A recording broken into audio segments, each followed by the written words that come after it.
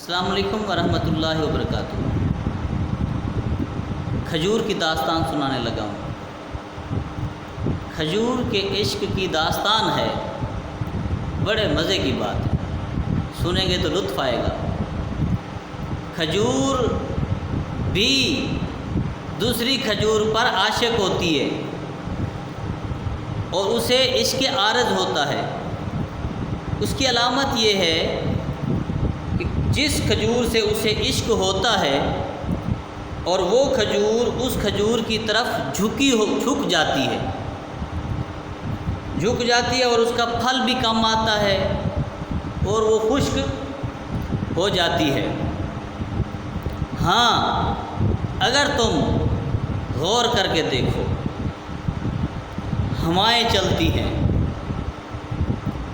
ہواؤں سے ایک دوسرے کے اوپر وہ کھجوریں ایسے جھومتی ہیں۔ ہواؤں کے ذریعے اسے گابا بھی کہتے ہیں کھجور کا، اور جو ہے اسے بور بھی کہتے ہیں۔ وہ کھجور ایک دوسرے کے اوپر اپنا بور، اپنا گابا پھینکتی ہیں، تو ہواؤں کے چلنے سے اس کا گابا اس کے اوپر پہنچتا ہے، تو پھر وہ کھجور بڑی پھل آور ہوتی ہے اور بڑی جو ہے اس کے اندر پھل آتا ہے اور لوگ کھاتے ہیں۔ اور کھجور کی ایک اور بات بھی بتاؤں کہ جب دونوں کھجوروں کو اگر اکٹھا باندھ دیا جائے ان کو، پھر بھی بڑا پھل آتا ہے۔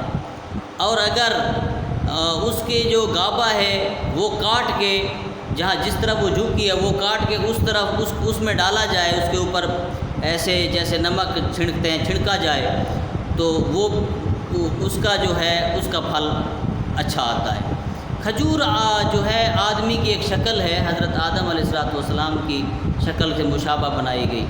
کہا کہ یہ اس کے بڑے فائدے ہیں، معدے کے اندر جب یہ جاتی ہے تو معدے کے تمام امراض دور ہو جاتے ہیں۔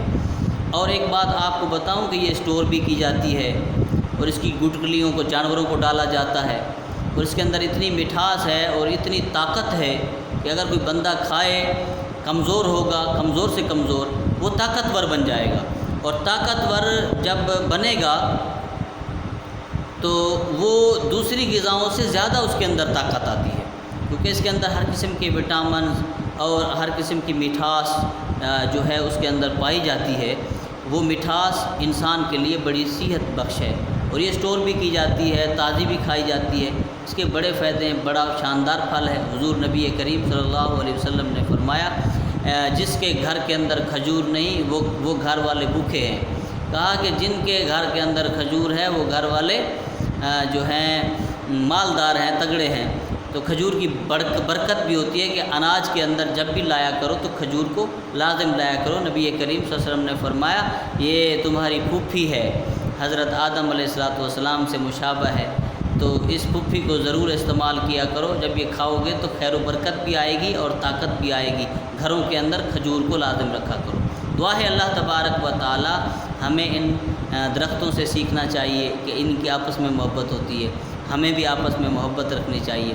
جب ہم محبت رکھیں گے تو پھل بھی آئے گا، رزق بھی آئے گا، برکت بھی آئے گی، تو گھروں کے اندر بھی رونقیں ہوں گی۔ وہ گھر جنت کا ٹکڑا بن جاتا ہے جس کے اندر خاوند اپنی بیوی سے پیار رکھتا ہے۔